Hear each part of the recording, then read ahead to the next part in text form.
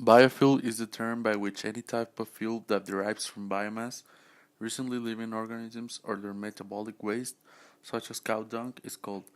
Fuels of biological origin can replace part of their consumption in traditional fossil fuels, such as oil and coal. In Argentina and Brazil, large tracts of native forests are being destroyed daily for the planting of soybeans and corn, which will be destined for the production of biofuels, in addition to food. This contributes to the phenomenon of climate change and desertification of soils. The most used and developed biofuels are bioethanol and biodiesel.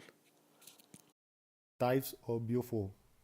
Bioethanol, also called biomass ethanol, is obtained from corn, sugar, cane, or beet.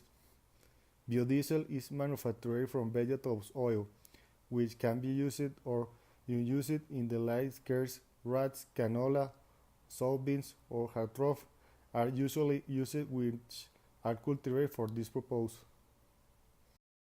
Rice and biofuels. The use of rice husk as a raw material for bioethanol is especially interesting in rice countries, where it is produced in large quantities. Rice, since it has a high content of cellulose and hemicellulose, rice husk could also be used in a biofuel ethanol production process. India and China are two of the major rice countries that could benefit from the use of rice husk as a raw material to produce bioethanol, as they are countries where economic growth and energy demand are increasing rapidly. Advantage: the cost of biofuels will be less than gasoline. The cost of raw materials will be virtually nil when it comes to waste.